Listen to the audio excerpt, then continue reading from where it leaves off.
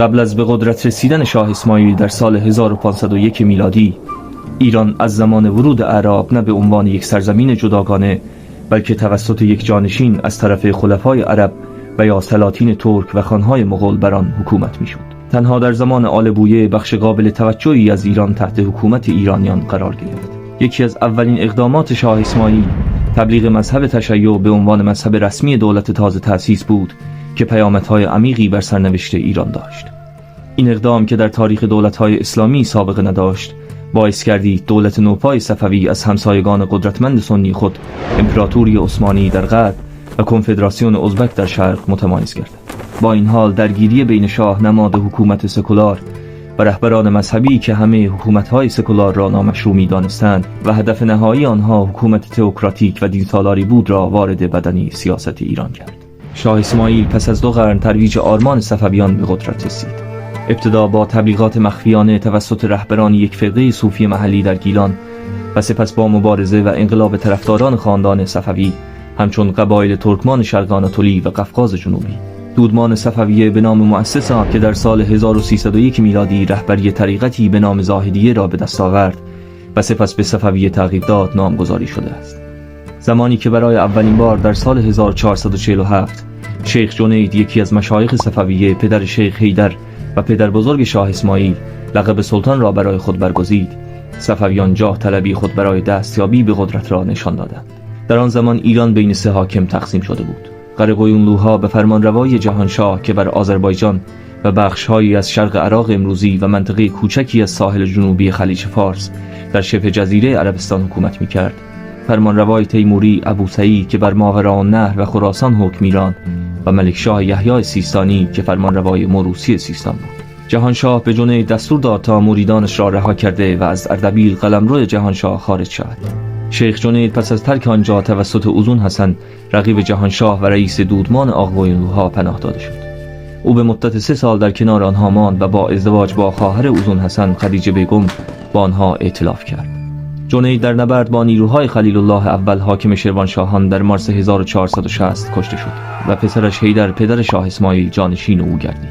شیخ حیدر با دختر اوزون حسن به نام مارتا که عالمشاه خاتون و یا حلیم بیگم نیز خوانده می شود ازدواج کرد و باعث اعتبار بخشیدن به طریقت صفویه شد. اوضاع سیاسی ایران در حال تغییر بود. در سال 1467 جهانشاه رئیس قرقویونلوها و 1 سال بعد شاهزاده تیموری ابوسعید که به آذربایجان لشکرکشی کرده بود از اوزون حسن شکست خوردند. با این حال پس از مرگ اوزون حسن، امپراتوری آقویونلو به نوبه خود از هم پاشید، زیرا سران متخاصم برای برتری با هم رقابت می‌کردند.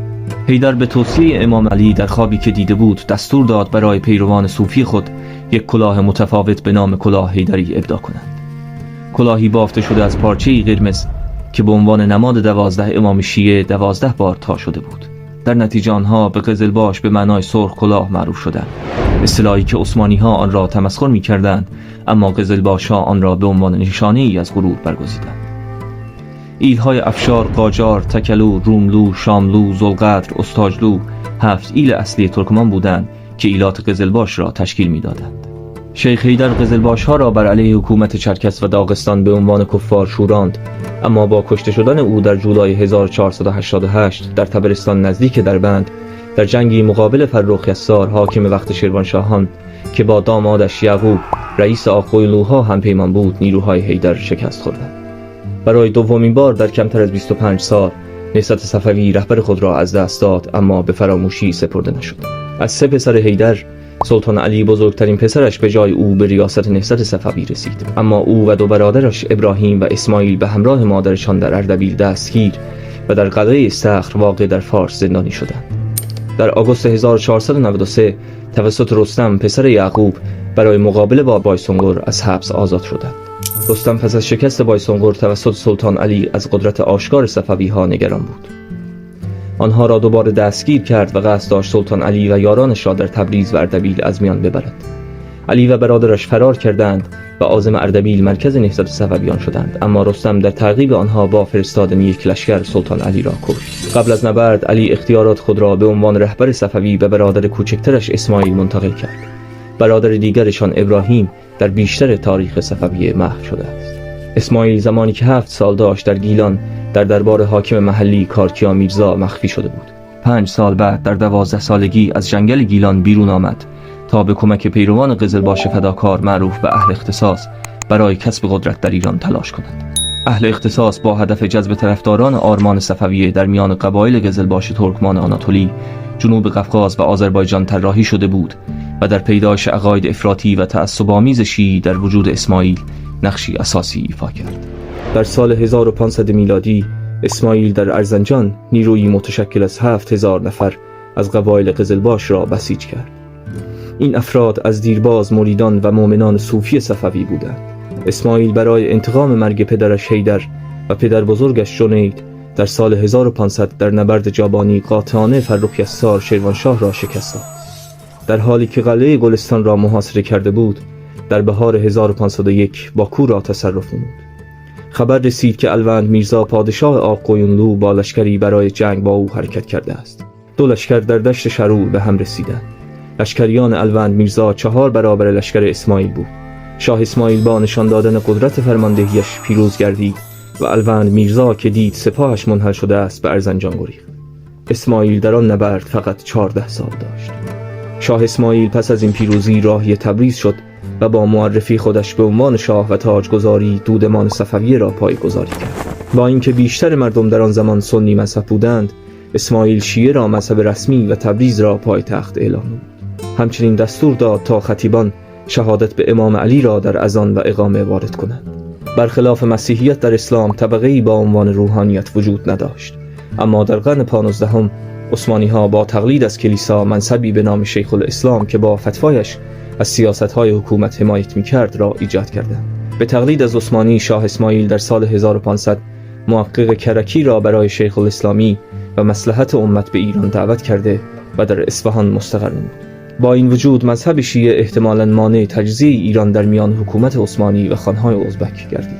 حکومت صفویه با فتح فارس و عراق عجم منطقه‌ای در جنوب کوههای البرز و شرق کوههای زاگرس در سال 1503، مازندران، گرگان و یزد در 1504، دیاربکر در 1505 تا 1507 و شیروان در سال 1508 قلمرو خود را گسترش داد. حکام محلی خوزستان، لرستان و کردستان به فرمانروایی او اعتراف کردند و در همان سال اسماعیل با تسخیر تمام مرزهای آقویونلوها کنترل عراق عجم و بغداد را به دست گرفت. پس از فتح جزیره هرمز در اکتبر 1507 توسط پرتغالی‌ها، شاه اسماعیل با آنها به عنوان متحدانش در جنگ با عثمانی و مملوکان دیدار کرد و تنها نگران از دست دادن خراج هرمز بود. اسماعیل اگرچه در ابتدا فقط حاکم آذربایجان بود، اما در سال 1510 بر کل ایران مسلط شد و نیروهای باقی مانده آقویونلوها را از میان برد. ازبک‌ها را در نبرد مرو شکست داده و سراسر خراسان، هرات، قندهار و مرو تا رود جیهون را تصرف نمود. اما این پیروزی‌ها مشکل دفاع از مرزهای شمال شرقی در برابر تهاجمات ازبک‌ها را حل نکرد و امید اسماعیل برای الحاق ماوران نهر به قلمرو خود از بین رفت. در طول این توسعه قدرت، مانند بیشتر جنبش‌های انقلابی موفق در طول تاریخ، شور و شوق و زیاده‌روی‌های انقلابی پیروان صفویه و میزان تعصبی که دعوت صفوی در آنها به وجود آورد مهار نشدنی بود. برخی تاریخ‌نگاران به شکنجه‌ها و کشتارهایی اشاره کردند که بسیاری از آنها حتی در مقایسه با دوره تاریخی خود وحشتناک و وحشیانه بودند. شاه اسماعیل در حالی که علمای سنی را کشتار می‌کرد، مقبره فقیهان مذهب سنی را تخریب می‌نمود و دستور داده بود در ملأ عام به بزرگان اهل سنت توهین و دشنام گوید. حمایت از آرمان صفوی در میان قبایل ترکمان آناتولی شرقی به ناچار امپراتوری عثمانی و دولت صفوی را در مقابل هم قرار داده. عثمانی‌ها به عنوان مسلمانان سنی با نگرانی به پیشرفت اندیشه‌های شیعیان در سرزمین‌های تحت کنترل خود نگاه می‌کردند. همچنین در صورت نفوذ بیشتر صفویه به نواحی وسیع آسیای صغیر، امکان داشت این مناطق از کنترل عثمانی‌ها خارج گردند. برای مقابله با این خطر سیاسی، سلطان بایزید در سال 1502 بسیاری از شیعیان را از آناتولی به موریا تبعید کرد. حمله اسماعیل به دیاربکر در سال 1507 توسط عثمانی‌ها به عنوان نقض جسورانه حاکمیت عثمانی تلقی شد. در سال 1511 قیام عظیم طرفداران صفویان در میان قبیله قزلباش تکلو در جنوب آناتولی باعث شکست ارتش عثمانی که برای سرکوب این شورش فرستاده شده بود گردید.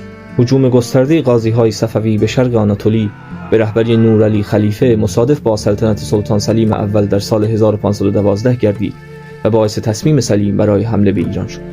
قبل از شروع لشکرکشی سلطان سلیم تمام بستگان خود از جمله برادرزاده‌ها و برادرش احمد را که ممکن بود در غیابش علیه او قیام کنند از بین برد. سلیم تشیع را در قلمروهای خود منع نمود و جان همه پیروان آن را که میتوانست گرفت. سلیم با خروج از آدریانوپل در مارس 1514 از آناتولی لشکر کشید و در اوت 1514 به دشت چالدران در شمال غربی خوی رسید. نبرد سرنوشت ساز در آنجا به وقوع پیوست. مورخان ایرانی و عثمانی ارقام بسیار متفاوتی را در مورد ارتش‌های مخالف ارائه کردند، اما اکثر آنها اتفاق نظر دارند که ارتش عثمانی حداقل 2 برابر ارتش اسماعیلی بود. معتبرترین ارقام را حکیم الدین ادریسی بدلیسی به دست آورده است که عثمانی‌ها را 100,000 نفر و صفویان را 40,000 نفر ثبت کرده است. عثمانی‌ها شکست سختی را بر ارتش صفوی وارد کردند، مخصوصاً توپخانه عثمانی بر روی سوار نظام قزلباش حمله‌های وحشتناکی را انجام داد. تلفات بین دو طرف سنگین بود. سلیم پس از پیروزی به تبریز پایتخت صفویان لشکر کشید و بدون مقاومت در سپتامبر 1514 آن را اشغال نمود. تصمیم سلیم این بود که در تبریز زمستان را سپری کرده و در بهار فتح ایران را کامل کند. با این حال شورشی در میان افسرانش او را مجبور کرد تا 8 روز بعد عقب نشینی نماید.